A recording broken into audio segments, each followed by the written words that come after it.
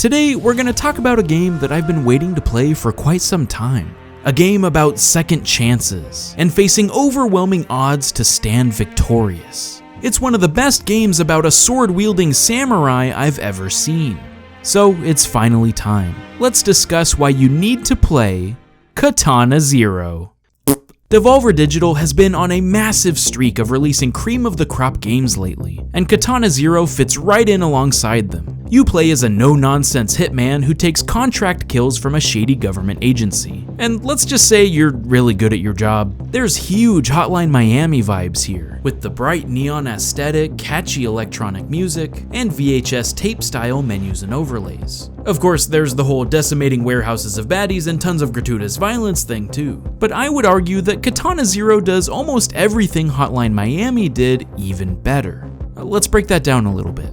As I said, the flow of gameplay is very similar. You'll need to clear every room before proceeding to the next. An enemy AI can be pretty tricky to take down sometimes. Everyone dies in one hit, including yourself. But you don't have the luxury of carrying a gun in this game, so success takes some careful planning. Luckily, they've added a huge saving grace with the slowdown mechanic. So you can deflect enemy bullets back at them, or get yourself out of a tight jam with much more leniency. It's on a cooldown timer, so you can't use it forever, but it's a big help in making the dangers around every corner feel more manageable. On top of this, you can pick up and throw items to be lethal from a bit more of a distance. And while simple things like bottles and lamps get the job done, they also throw in tactical goodies like smoke bombs to sneak up unseen, or remote-controlled mines to blow up groups of people at once. These are welcome additions because you have lasers, turrets, and crushers to deal with as well. Because of the side view perspective, however, you can't really do the pop your head out and wait behind a wall strategy that normally worked in Hotline Miami.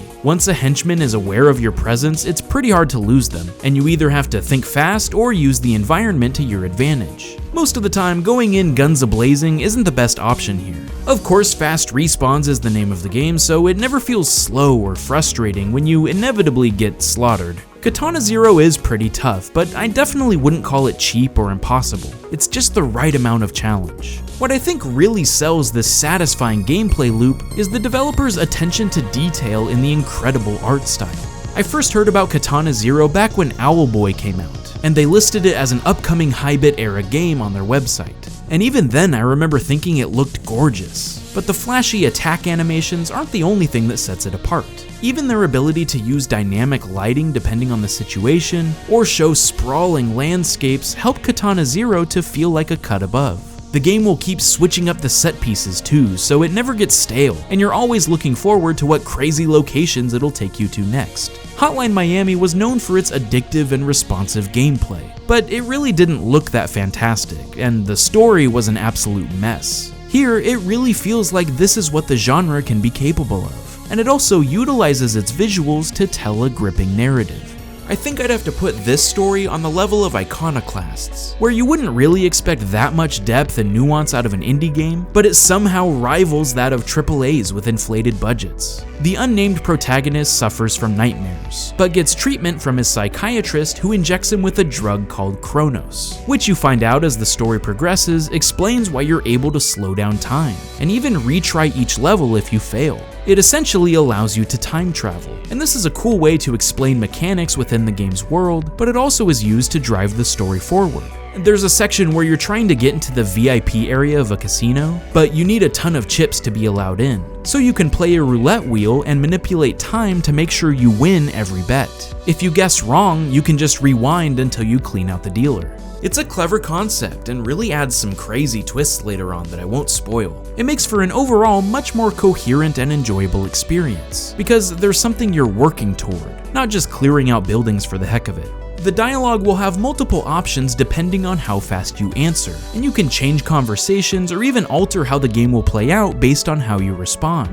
For example, this receptionist is really annoying and talks your ear off, so you can interrupt her to get straight to the action. But if you do, she'll sick more guards on you as you're about to leave. But if you decide to be nice and hear her out, you can leave scot-free. Or here, this character named V asks to borrow your sword, and if you give it to him, you have to start the next level without it, making it a lot harder on yourself. You can even unlock a secret final boss fight if you pick the right choices. There's more than meets the eye here.